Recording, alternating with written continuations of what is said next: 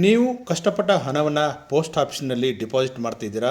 ಒಮ್ಮೆ ಎಚ್ಚರ, ಏಕೆಂದರೆ ಅಲ್ಲಿಯ ಪೋಸ್ಟ್ ಆಫೀಸಿನ ಅಧಿಕಾರಿಗಳೇ ನಿಮ್ಮ ಹಣವನ್ನು ನುಂಗಿ ಹಾಕುವ ಸಾಧ್ಯತೆ ಇದೆ. ಹೌದು, ಇಂಥ ಒಂದು ಘಟನೆ ಮಂಡ್ಯ ತಾಲೂಕಿನ ಪಾಂಡವಪುರದ ಕ್ಯಾತನಹಳ್ಳಿಯಲ್ಲಿ ನಡೆದಿದೆ. ಬರೋಬ್ಬರಿ 1 ಕೋಟಿ ಸಮೀಪ ಅಲ್ಲಿನ ಪೋಸ್ಟ್ ಆಫೀಸ್ ಅಧಿಕಾರಿ ಆ ಹಣವನ್ನು ನುಂಗಿ ಹಾಕಿದ್ದಾರೆ. ಈ ಕುರಿತಂತೆ ಗಂಭೀರ ಆರೋಪವನ್ನು ಅಲ್ಲೇ ಜನರು ಮಾಡಿದ್ದು, ಹಿರಿಯ ಅಧಿಕಾರಿಗಳು ಸಹ ಈ ಕುರಿತಂತೆ ಪ್ರತಿಕ್ರಿಯೆ ಕೊಟ್ಟಿದ್ದಾರೆ. ಈ ತನಿಖೆಯನ್ನು ಮಾಡ್ತಿದ್ದೇವೆ, ಅವರ ಮೇಲೆ ತಪ್ಪಿಸ್ತರ ಮೇಲೆ ಖಂಡಿತವಾಗಲೂ ಕ್ರಮ ಆಗುತ್ತದೆ ಎಂಬ ಎಚ್ಚರಿಕೆಯನ್ನು ಸಹ ಕೊಟ್ಟಿದ್ದಾರೆ.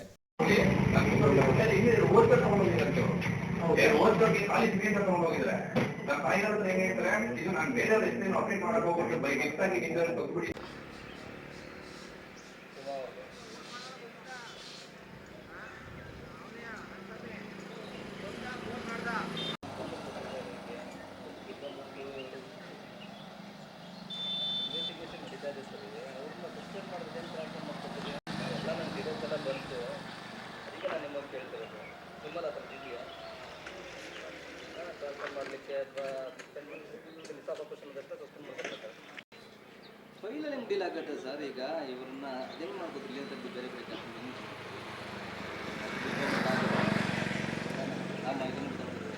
ಅದನ್ನೇ ಸರ್ ಇಂಟರ್ಪ್ರೇಷನ್ ಮಾಡ್ತೀವಿ. ಬಾಯಿ ಬಡ್ಕೊತಾ ಇದ್ದಾರೆ ಪಾಪ, ದುಡ್ಡು ಇದು ಅಂತಿದೆ. ಮತ್ತು ಹೆಂಗೆ ತೊಗೋದಿಲ್ಲ ಸರ್? ಸಸ್ಪೆಂಡ್ ಆಗಬೇಕಲ್ಲ ಸರ್? ಸಸ್ಪೆಂಡ್ ಆಗ್ದೇನೆ ನೀವು ಅವ್ರನ್ನ ಟ್ರಾನ್ಸ್ಫರ್ ಆಗಲಿ ಅಥವಾ ಸಬ್ಸ್ಟೇಷನಲ್ಲಿ ಹೆಂಗೆ ವೈಲೇಷನ್ ಅನ್ಸುತ್ತೋ ಅನ್ಸಲ್ವಾ? ಎನ್ಕ್ವೈರಿ ನಾನು ಅಲ್ಲೇ ಇದ್ದೀನಿ ಸರ್, ಸ್ಪಾಟಲ್ಲೇ ಇದ್ದೀನಿ. ನಾನು ಅದಕ್ಕೆ ಕೇಳೋದು ನಾನು ನಿಮಗೆ. ವೇಟ್ ಕೊಡಿ ಸರ್, ಬರ್ತೀನಿ. ಪರವಾಗಿಲ್ಲ, ಬೆಳಗ್ಗೆಗೆ ಬರ್ತೀನಿ, ಬೆಳಗ್ಗೆ ಹಾಕಿ ಸರ್, ಪರವಾಗಿಲ್ಲ, ಸಮಸ್ಯೆ ಇಲ್ಲ. ಮಂಡೇ ಆಗಲ್ಲ ಸರ್ ನನಗೆ. ಇವತ್ತು ನಾವು ಸುದ್ದಿ ಆಯಿತು ಸರ್. ಎಲ್ಲಿ ಹೇಳಿ ಸರ್, ಯಾವ ಡಿಸ್ಟ್ರಿಕ್ಟಲ್ಲಿ ಇದ್ರೆ ಹೇಳಿ, ಆ ಡಿಸ್ಟ್ರಿಕ್ಟಿಗೆ ನಮ್ಮ ರಿಪೋರ್ಟ್ ಕಳಿಸ್ತೀವಿ. ಅಲ್ಲೇ ಒಂದು ಯಾವ ಡಿಸ್ಟ್ರಿಕ್ಟಲ್ಲಿ ಇದೆ ಸರ್? ನಿಮ್ಮ ಡಿಸ್ಟ್ರಿಕ್ಟ್ ಅಲ್ಲೇ ನಮ್ಮ ರಿಪೋರ್ಟರ್ ಕಳಿಸ್ತೀನಿ. ಆಯಿತು ಸರ್, ಫೋನ್ ಮಾಡಿ ಸರ್. ಆಯಿತು.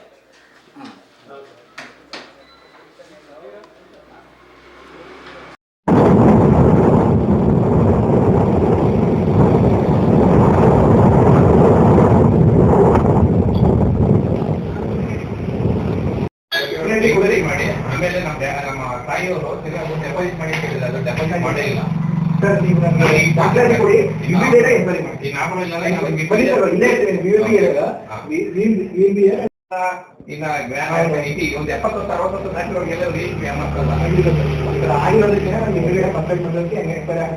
ದಯವಿಟ್ಟು ಈ ತರ ನಾವು ತೊಂದರೆ ಬಟ್ ನಮಗೆ ನಿಮ್ಗೆ ನಾನು ಕೊಡ್ತೀನಿ.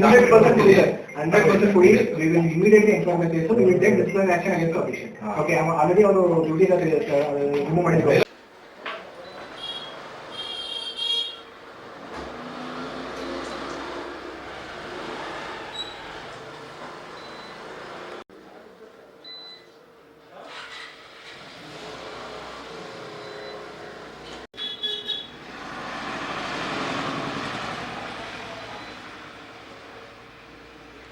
ಏನು ಜಾಯ್ನ್ ಆಗಿರೋದು ಅವರೇ ವಿತ್ಡ್ರಾ ಮಾಡಿದ್ದಾರೆ.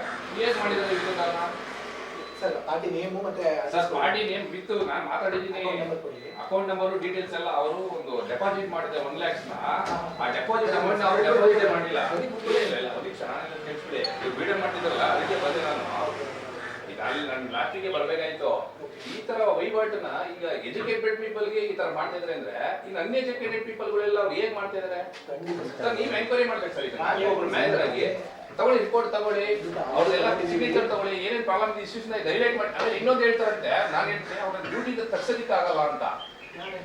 ನನಗೆ ಇಲ್ಲಿಂದನೇ ಬಂತು, ನಿಮ್ಮ ಸ್ಟಾಫ್ ಕಡೆಯಿಂದನೇ ನಾನು ಹೇಳೋದು. ಒಬ್ರು ಇಲ್ಲಿ ಅನೈತಿಕವಾಗಿ ಮಾಡ್ತಾ ಇದಾರೆ, ದುಡ್ಡನ್ನು ಮಾಡ್ತಾ ಇದಾರೆ ಅಂದ್ರೆ ಅವ್ರ ಡ್ಯೂಟಿಯಿಂದ ಏನಕ್ಕೆ ತಗ್ಸೋದಿಕ್ಕಾಗಲ್ಲ?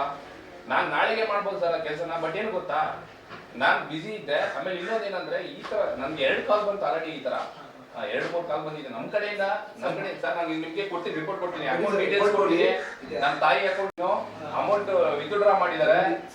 ನನಗೆ ಅಕೌಂಟ್ ನಂಬರ್ ಅಮೌಂಟ್ ನ ತಗೊಂಡು ನಮ್ಮ ತಾಯಿಗೆ ಹೇಳಿದೆ, ಒಂದು 3-4 ದಿನ ರಜೆ ಇರ್ತೀವಿ. ಇಂಟ್ರೆಸ್ಟ್ ಅಮೌಂಟ್ ಪೇ ಮಾಡಿಲ್ಲ ಅವರು. ನಾವ್ ಏನ್ ಕಟ್ಟಿರ್ತೀವಿ, ಈಗ 1 lakhs ಕಟ್ಟಿದ್ರೆ 1 lakhs 20 ಇಲ್ಲ 15,000 ಏನೋ ಅಮೌಂಟ್ ಎಕ್ಸ್ಟ್ರಾ ಅಡಿಷನಲ್ ಅಮೌಂಟ್ ಬರುತ್ತೆ. ಸೊ ಫಸ್ಟ್ ಅಂದ್ರೆ 5 yearsಗೆ 3 yearsಗೆ ಆ ಇಂಟ್ರೆಸ್ಟ್ ಅಮೌಂಟ್ ಕೊಟ್ಟಿಲ್ಲ, ಹಾಗೆ ಹೋಗಿದ್ದಾರೆ. ನನಗೆ ಅವ್ರ ಡೀಟೇಲ್ಸ್ ಬೇಕು. ಫಸ್ಟ್ ನಿಮ್ಮ ಎಂಪ್ಲಾಯಿದು ಡೀಟೇಲ್ಸ್ ತಗೊಳ್ಳಿ ಸರ್, ಡೀಟೇಲ್ಸ್ ಕೊಡಿ, ಅವ್ರ ಮೇಲೆ ಕೇಸ್ ತಗೊಳ್ಳಿ, ನಮ್ದೆಲ್ಲ ಸಿಗ್ನೇಚರ್ ತಗೊಳ್ಳಿ, ನಾನು ಖಂಡಿತವಾಗಿ ಸಿಗ್ನೇಚರ್ ಹಾಕೊಡ್ತೀನಿ. ನಾವು ಅದನ್ನೇ sir enquiry care for here only enquiry ಮಾಡ್ಲಿಕ್ಕೆ ಫಸ್ಟ್ ಒಂದು ಕ್ಯಾಮ್ರಾ ಹಾಕ್ಸಿ ಸರ್, ದಯವಿಟ್ಟು ಅಲ್ಲಿ ಸಿಗ್ನೇಚರ್ ತಗೊಂಡು ಹೋಗಿದ್ದಾರೆ. ನನ್ನ ತಾಯಿಯವ್ರ ಹತ್ರ ಏನ್ ಹೇಳ್ತಾರೆ, ಇದು ನಾನು ಬೇರೆಯವ್ರ ಹೆಸರೇನು ಅಪ್ಡೇಟ್ ಮಾಡಕ್ ಹೋಗ್ಬಿಟ್ಟು ಬೈ ಮಿಸ್ ಆಗಿ ನಿಮ್ಗೆ ತೊಗೊಂಡ್ಬಿಟ್ಟಿನಿ ದುಡ್ಡನ್ನ, ಸಾರಿ ನಾನು ಈಗಾಗಿದೆ, ನಾನು ನಿಮ್ಗೆ ಅದನ್ನ ಅಮೌಂಟ್ ಡೆಪಾಸಿಟ್ ಮಾಡಕ್ಕಾಗಲ್ಲ, ತಿರ್ಗ ಹಂಗೆ ಕಂಟಿನ್ಯೂ ಆಗ್ತದೆ, ಅದಕ್ಕೋಸ್ಕರ ನಾನು ವೋಚರ್ ತಗೊಂಡು ಸಿಗ್ನೇಚರ್ ಅಂತ ಹೇಳಿ. ನೀವು ಅದನ್ನ ನಮ್ಮ ತಾಯಿ ಎಸ್ ಎಲ್ ಸಿ ಓದಿದ್ರೆ ಅವ್ರಿಗೆ ಈ ತರ ಯಾಮಾರಿಸಿದಾರೆ ಇವರು. ಈ ಅನ್ಎಜುಕೇಟೆಡ್ ಪೀಪಲ್ ಇನ್ನ ಯಾರೇನಲ್ಲ, ಇನ್ನ ಜ್ಞಾನ ಒಂದು 70 ವರ್ಷ 60 ವರ್ಷ ದಾಟಿರೋರಿಗೆಲ್ಲ ಯಾಮಾರಿಸಲ್ಲ. ದಯವಿಟ್ಟು ಈ ತರ ನಾವು ಕಂಪ್ಲೇಂಟ್ ಮಾಡ್ತೇವೆ. ನಾನು ಈಗ ನಿಮ್ಗೆ ಏನ್ ಬೇಕು ಲೆಟರ್ ನಾನು ಕೊಡ್ತೀನಿ,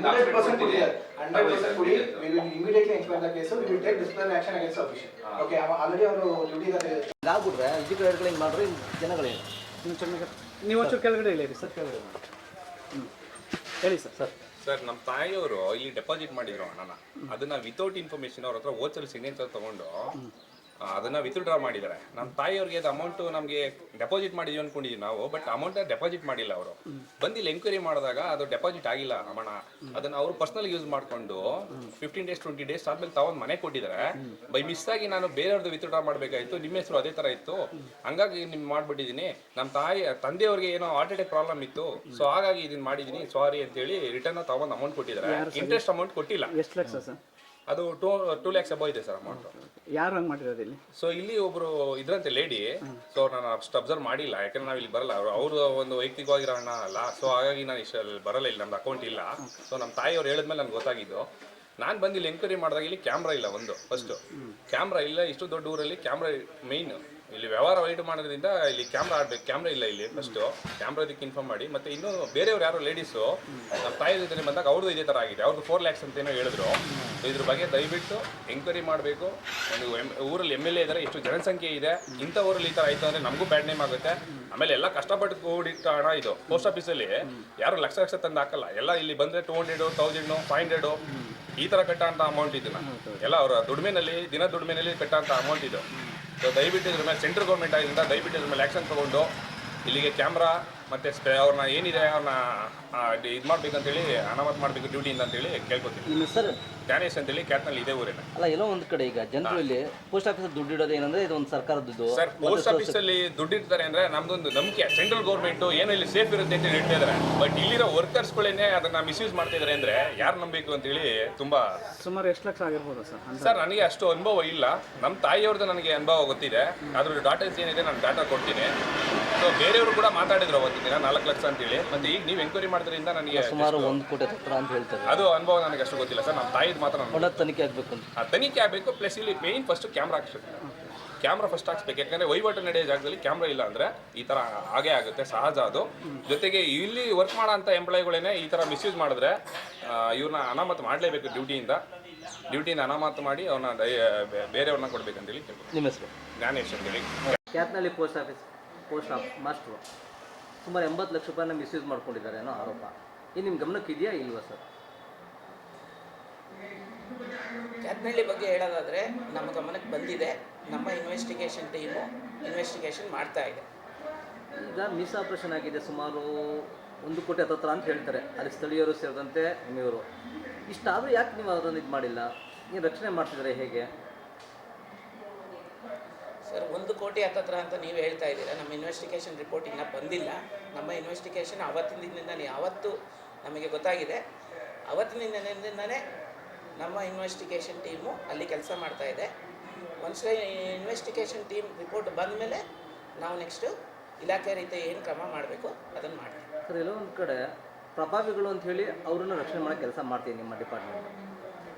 ಅವ್ರನ್ನ ರಕ್ಷಣೆ ಮಾಡೋದಕ್ಕೋಸ್ಕರ, ಯಾಕೆಂದರೆ ಬೆಳಗೊಳದಲ್ಲೂ ಕೂಡ ಅದೇ ಥರ ಮಾಡಿ ಅಲ್ಲೂ ಸುಮಾರು ಒಂದು 50 ಲಕ್ಷ ಹತ್ರ ಇದಾಗಿದೆ. ಅಲ್ಲಿಂದ ತೆಗೆದು ಟ್ರಾನ್ಸ್ಫರ್ ಮಾಡೋ ಕೆಲಸ ಮಾಡ್ತೀವಿ. ನಿಮ್ಮ ಇಲಾಖೆಯಲ್ಲಿ ಸಸ್ಪೆಂಡ್ ಮಾಡಬೇಕು ಅಂತ ಆದೇಶ ಇದ್ದರು, ನೀವು ಅವ್ರನ್ನ ಯಾವ ರೀತಿ ಉದ್ದೇಶಕ್ಕೆ ಟ್ರಾನ್ಸ್ಫರ್ ಮಾಡ್ತೀರಿ? ಬೆಳಗೊಳದಿಂದ ಅವ್ರು ಸುಮಾರು ವರ್ಷ ಆಗಿದೆ ಟ್ರಾನ್ಸ್ಫರ್ ಆಗಿ, ಈಗ ಆಗಿರುವಂಥದ್ದಲ್ಲ. ನಮಗೆ ಗಮನಕ್ಕೆ ಬಂದಿರೋದು ಇನ್ವೆಸ್ಟಿಗೇಷನ್ ಈಗ ಸದ್ಯದಲ್ಲಿ. ಅದಕ್ಕೆ ನಾವು ಇನ್ವೆಸ್ಟಿಗೇಷನ್ ಮಾಡ್ತಾ ಇದ್ದೀನಿ. ನಮ್ಮ ಇಲಾಖೆ ಅದಕ್ಕೆ ಇನ್ವೆಸ್ಟಿಗೇಷನ್ ಮಾಡ್ತಾ ಇದೆ. ನಮ್ಮ ಟೀಮ್ ಫಾರ್ಮೇಷನ್ ಆಗಿದೆ. ಅದು ರಿಪೋರ್ಟ್ ಬರುತ್ತೆ, ಬಂದ ಮೇಲೆ ನಮ್ಮ ಇಲಾಖೆ ಏನು ತೀರ್ಮಾನ ತಗೋಬೇಕು ಅಂತ ತಗೊಳುತ್ತೆ. ಅಲ್ಲ, ಈಗ ನಿಮ್ಮ ಇಲಾಖೆಯಲ್ಲಿ ಇದೆಯಾ ಸರ್? ಈಗ ಈಗ ಮಿಸಾಪ್ರೇಷನ್ ಆದಷ್ಟು ಅವ್ರನ್ನ ಸಸ್ಪೆಂಡ್ ಮಾಡಬೇಕು ಅಂತಲೇ ಇರೋಂಥದ್ದು. ಈಗಲೂ ಕೂಡ ಕ್ಯಾತ್ನಳ್ಳಿಲಿ ಏನಾಯಿತು, ಅದಾದಮೇಲೂ ಕೂಡ ಅವರನ್ನು ಶ್ರೀರಂಗಪಟ್ಟಣ ಡೆಪ್ರೇಷನ್ ಮಾಡ್ತೀರಿ, ಅಲ್ಲಿಗೆ ಇದು ಮಾಡಿಕೊಡ್ತೀರಿ. ಸಸ್ಪೆಂಡ್ ಮಾಡೋದು ಬಿಟ್ಟು ಯಾಕೆ ಅವ್ರನ್ನ ಇದು ಮಾಡ್ತಿದ್ರಿ? ಈಗ ಆಗಿದೆ ಅಂತ ನಿಮಗೂ ಗೊತ್ತು, ಅದು ವರದಿ ತೊಗೊಂಡಿದ್ದೀರಿ, ಅದಾದಮೇಲೆ ಈ ರೀತಿ ಮಾಡೋದಂಥದ್ದು ಎಷ್ಟು ಸರಿ ಅನಿಸು ಸರ್? ಇಲಾಖೆಗೆ ನಿಯಮ ಇರುತ್ತೆ, ಅದ್ರ ಪ್ರಕಾರನೇ ನಾವು ಕೆಲಸ ಮಾಡಬೇಕು. ಇನ್ವೆಸ್ಟಿಗೇಷನ್ ನಡೀತಾ ಇದೆ. ಅಲ್ಲ, ನಿಮ್ಮ ಆದೇಶ ಇದೆಯಾ ಸರ್? ಈಗ ಸಸ್ಪೆಂಡ್ ಮಾಡೋರನ್ನ ಇದು ಮಾಡೋದಕ್ಕೆ ಇದೆಯಾ ಸರ್ ನಿಮ್ಮಲ್ಲಿ?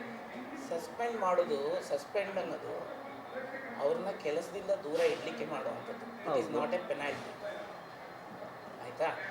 ಇಲಾಖೆ ಏನು ಮಾಡಬೇಕು, ಯಾವ ರೀತಿ ನಿಯಮ ಇದೆ ಇಲಾಖೆಗೆ, ಅದ್ರ ಪ್ರಕಾರ ಕೆಲಸ. ಅಲ್ಲ, ಈ ಲಕ್ಷಾಂತರ ರೂಪಾಯಿ ದುರುಪಯೋಗ ಆಗಿದೆ, ಅವ್ರನ್ನ ಇನ್ನೊಂದು ಬ್ರಾಂಚಿಗೆ ಕಳಿಸೋದು ಅಲ್ಲೂ ಪ್ರೋತ್ಸಾಹ ಕೊಟ್ಟಂಗಲ್ವಾ ಅಂತ.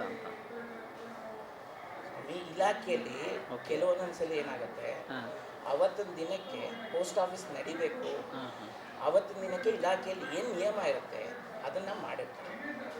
ಅಲ್ಲ, ನಿಮ್ಮದೇ ಇಲಾಖೆಯಲ್ಲಿ ಹೇಳ್ತಾರಲ್ಲ ಸರ್, ಕೆಲವೊಬ್ಬರು ನಮಗೆ ಗೊತ್ತಿರೋ ಮಟ್ಟಿಗೆ ನಿಮ್ಮ ಇಲಾಖೆಯಲ್ಲಿ ಸಸ್ಪೆಂಡ್ ಮಾಡೋಂಥ ಆಧಾರ ಸುಮಾರು ಪ್ರಕರಣಗಳಿವೆ. ಮಿಸಾಪ್ರೇಷನ್ ಆದಾಗ ಅವ್ರನ್ನ ಅಲ್ಲೇ ಸಸ್ಪೆಂಡ್ ಮಾಡಿ ಇದು ಮಾಡಿರ್ತೀವಿ. ಆದರೆ ಈ ಪ್ರಕರಣದಲ್ಲಿ ಯಾಕೆ ಅವರನ್ನು ರಕ್ಷಣೆ ಮಾಡೋಕ್ಕೆ ಮುಂತಿದ್ರಿ? ರಕ್ಷಣೆ ಅಂಥದ್ದು ಯಾವುದೂ ಇಲ್ಲ. ನಾನು ಅದನ್ನೇ ಹೇಳ್ತಾ ಇದ್ದೀನಿ, ನಮ್ಮ ಇಲಾಖೆಯಲ್ಲಿ ನಮಗೆ ಗಮನಕ್ಕೆ ಬಂದ ದಿವಸದಿಂದನೇ ನಮ್ಮ ಇನ್ವೆಸ್ಟಿಗೇಷನ್ ಟೀಮು ಅಲ್ಲಿ ವರ್ಕ್ ಮಾಡ್ತಾ ಇದೆ. ಅಲ್ಲ, ಇಮ್ಮಿಡಿಯೇಟ್ ಈಗ ಅಲ್ಲಿ ವರ್ಕ್ ಮಾಡ್ತಾ ಇದೆ. ಕಂಡಕ್ಟ್ರು, ಬಸ್ ಕಂಡಕ್ಟರ್ ನಮಗೆ ಏನು ಕಸ್ಟಮರ್ಗೆ ಲಾಪ್ಸ್ ಆಗಿದೆ ಅದನ್ನು ನಾವು ಫೈಂಡ್ ಔಟ್ ಮಾಡಲಿಕ್ಕೆ, ಯಾರಿಗೆ ತೊಂದರೆ ಆಗಿದೆ ಆ ಎಷ್ಟಾಗಿದೆ ಹುಡುಕ್ಲಿಕ್ಕೆ, ಇನ್ವೆಸ್ಟಿಗೇಷನ್ ಮಾಡಲಿಕ್ಕೆ ನಮ್ಮ ಟೀಮು ಕಾಂಟ್ಯಾಕ್ಟ್ ಮಾಡ್ತಾ ಇದೆ. ಡೋರ್ ಟು ಡೋರ್ ಹೋಗಿ ಕಸ್ಟಮರ್ನ ಕಾಂಟ್ಯಾಕ್ಟ್ ಮಾಡ್ತಾ ಇದ್ದಾರೆ. ಅಲ್ಲ, ಕಸ್ಟಮರ್ ಕಾಂಟ್ಯಾಕ್ಟ್ ಮಾಡ್ತಾ ಇರೋದಕ್ಕೆ ನಮ್ಮದು ಆಕ್ಷೇಪ ಏನಿಲ್ಲ. ಓಕೆ, ಆ ಎಮ್ಮನ್ನ ಅಂದರೆ ಮೇಡಮ್ನ ಯಾಕೆ ಇನ್ನೊಂದು ಬ್ರಾಂಚ್ಗೆ ಹಾಕಿದ್ದೀರಿ ಸಸ್ಪೆಂಡ್ ಮಾಡ್ತಂತೆ ಅಂತ. ಕಂಡಕ್ಟ್ರುಗಳಿಗೆ 20 ರೂಪಾಯಿ ಜಾಸ್ತಿ ಫೈನ್ ಹಾಕ್ಬಿಟ್ರೆ ಅವ್ರನ್ನ ಇಮ್ಮಿಡಿಯೇಟ್ ಸಸ್ಪೆಂಡ್ ಮಾಡಿಬಿಡ್ತಾರೆ. ಇಲ್ಲಿ ಲಕ್ಷಾಂತರ ರೂಪಾಯಿ ವ್ಯವಹಾರ ಆಗಿದ್ರು ಯಾಕೆ ಮಡಿಕೊಂಡಿದ್ದೀರಾ ಅಂತ ಅದನ್ನೇ ಹೇಳ್ತಾ ಇದ್ದೀನಿ. ನೇಮದ ಪ್ರಕಾರ. ಇನ್ವೆಸ್ಟಿಗೇಷನಲ್ಲಿ ಓಕೆ ಓಕೆ ಈಗ ಅವರು ವರ್ಕ್ ಮಾಡ್ತಿಲ್ಲ, ಓಕೆ ಅವರು ಅನಾಥರೈಸ್ಡ್ ಆಬ್ಸೆನ್ಸಲ್ಲಿ ಇದ್ದಾರೆ. ಓಕೆ ಓಕೆ ಅದನ್ನೇ ಹೇಳ್ತಾ ಇದ್ದೀನಿ ನಾನು. ಇನ್ವೆಸ್ಟಿಗೇಷನ್ ನಡಿಬೇಕಾದ್ರೆ ಇಲಾಖೆಯಲ್ಲಿ ಕೆಲವು ನಿಯಮಗಳಿರುತ್ತೆ. ಆ ಪ್ರಕಾರ ಅವರು ಅನಾಥರೈಸ್ಡ್ ಆಬ್ಸೆನ್ಸಲ್ಲಿ ಇದ್ದಾರೆ, ಕೆಲವು ದಿನ ಮೆಡಿಕಲ್ ಸರ್ಟಿಫಿಕೇಟ್ ಕೊಟ್ಟಿದ್ದಾರೆ. ಅದಕ್ಕೇನು ರೀತಿ ಕ್ರಮ ತಗೋಬೇಕು ಅದನ್ನು ನಾವು ತೊಗೊಂಡಿದ್ದೀವಿ.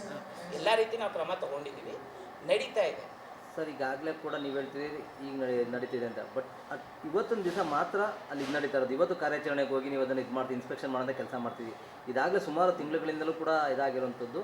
ಈಗ ಯಾಕೆ ಹೋಗಿದ್ದು ಸರ್? ಇಲ್ಲ, ಇನ್ವೆಸ್ಟಿಗೇಷನ್ನು ನಮಗೆ 1 ತಿಂಗಳಿಂದ ನಡೀತಾ ಇದೆ ಸರ್. ಖಂಡಿತ 1 ತಿಂಗಳಿಂದ ನಡೀತಾ ಇದೆ. ನಮ್ಮ ಸುಮಾರು ಸ್ಟಾಫು ಈ ಒಂದು ಕೇಸಲ್ಲೇ ಇನ್ವೆಸ್ಟಿಗೇಷನ್, ಇವ್ರ ಬಗ್ಗೆನೇ ಇನ್ವೆಸ್ಟಿಗೇಷನ್ ಸುಮಾರು ಎಷ್ಟು ಲಕ್ಷ 20 ದಿವಸದಿಂದ ಮಾಡ್ತಾ ಇದ್ದಾರೆ. ಎಷ್ಟು ಲಕ್ಷ ವ್ಯವಹಾರ ಆಗಿದೆ ಅಂತ ನಿಮಗೆ ಮಾಹಿತಿ? ನಮಗೆ ಮಾಹಿತಿ ಇರೋ ಪ್ರಕಾರ ಅರೌಂಡ್ 20-22 ಲಕ್ಷದವರೆಗೂ ಮಾಹಿತಿ ಇದೆ ಸರ್, ನಮಗೆ ರಿಪೋರ್ಟ್ ಬಂದಿದೆ.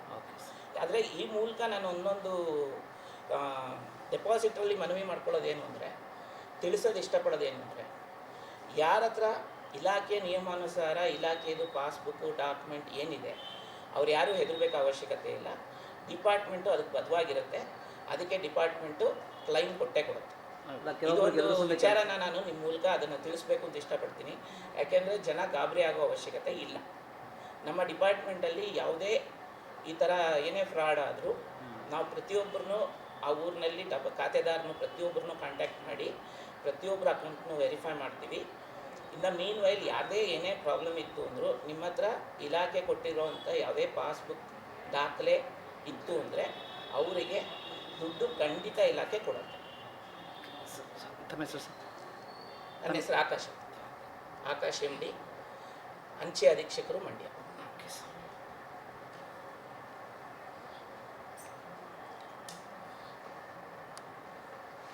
ಆಯ್ತಪ್ಪ ಯಜಮಾನ್ರೆ.